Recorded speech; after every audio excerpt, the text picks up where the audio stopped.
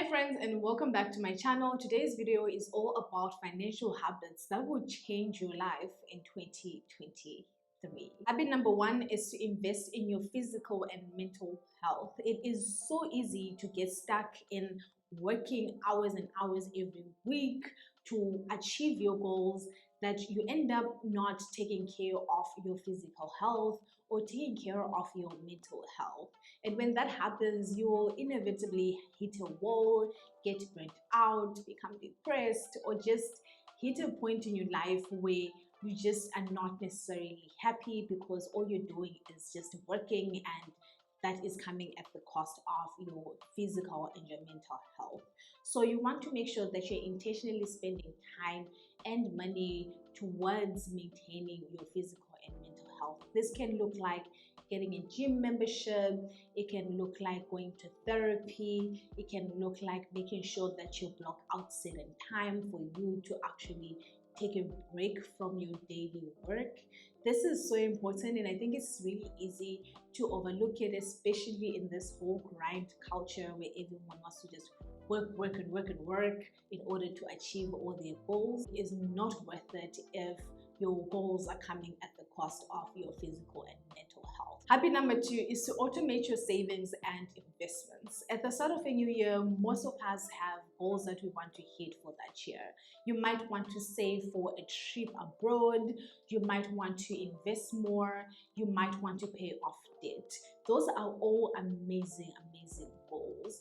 But if you have to actively every single month make that decision to save or to invest or to pay off your debt, it creates the possibility of you making the decision not to do it in a certain month because you don't feel like it, or you want to spend the money on something else. And if you have implemented this habit of automating your savings and investments, it makes it easier for you to stick to those goals and make sure that you're actually working towards them without you having to do all the legwork. So when you automate your savings and you automate your investments, you're making sure that you're automatically investing and saving every single month without you having to do anything. And that is one less thing for you to think about, one less thing for you to worry about every single month. So go ahead, automate your savings, automate your investments. You can even take this one step further and automate your bills as well. The more things that you can automate within your finances, the easier it is for you to actually manage your money and reach the goals that you want to reach in the long term. Habit number three is introducing a payday routine to your life. We all know how good it feels when you get that deposit from your employer and you've got a payday and you're just, it feels good to have that top up in your account. But it's really easy to just start spending that money without necessarily having a plan for how you want to spend that money. And that inevitably leads to that whole end of month syndrome where you're just confused and asking yourself, where did my money actually go? Introducing a payday routine will make sure that you never ask that question again, because during your payday routine, you're doing things like reviewing your previous month's spending, you're budgeting for the new month, you're paying your most important bills, you're paying yourself first as well. So these are all different things that you can do during that payday routine. I'll also release a video soon showing you guys what my payday routine looks like so that you have a point of reference to start from. But this can really look differently depending on your own financial situation, your goals, and what actually works for you. But the entire point of having that payday routine is that you take time to reflect, you take time to plan for your money before you actually start spending it. Again, going back to actually our first money habit, actually our second money habit, which is automating your finances. It can tie in really well with your payday routine and make your payday routine even easier if you have already automated a majority of the really important bills, investments, and savings that you want to hit. The next financial habit is all about committing to financial education.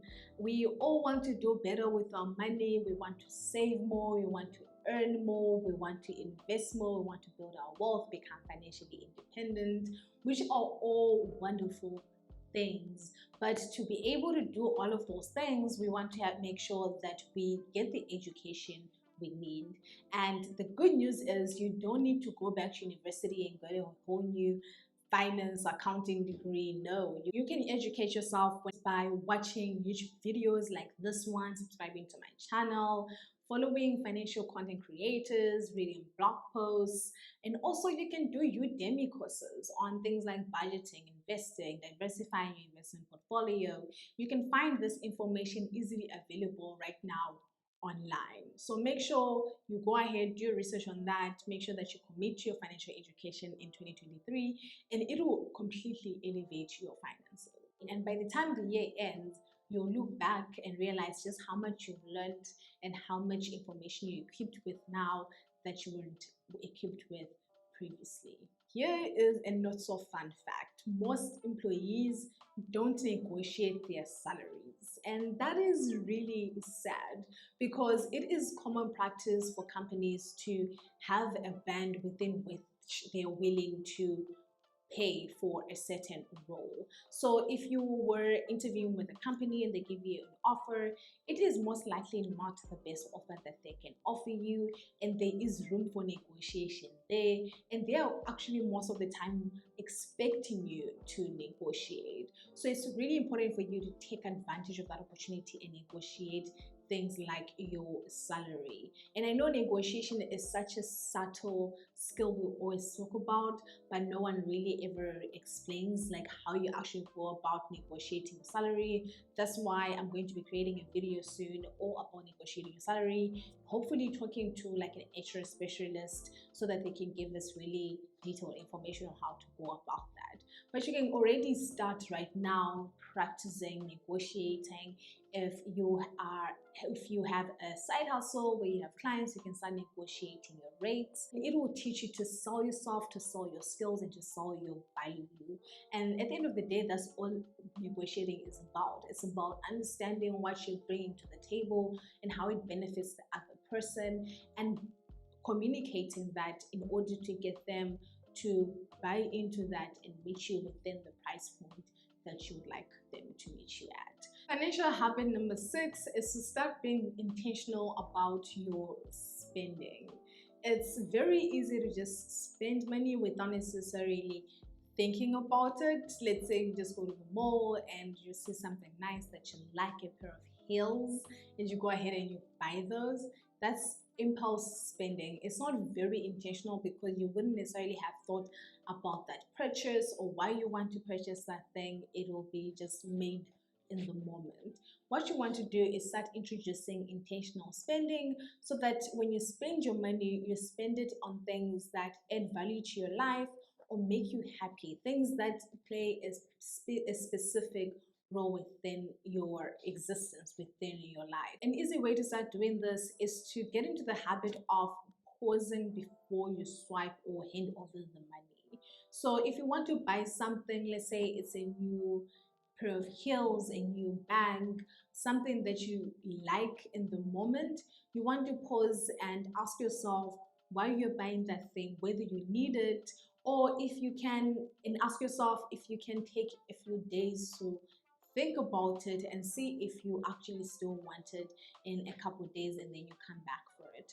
What that does is that it helps you to reduce your impulse spending a little bit, because you might see a really great pair of heels when you're in the mall and instantly want to buy them in that moment, but maybe 2 days later, 5 days later, you realize that actually you could have spent that money in a better way, or you could have waited and saved for that expense sometime down the line. So just introducing intentional spending will help you curb impulse spending, and it will help you to just control your budget and your finances a little bit better.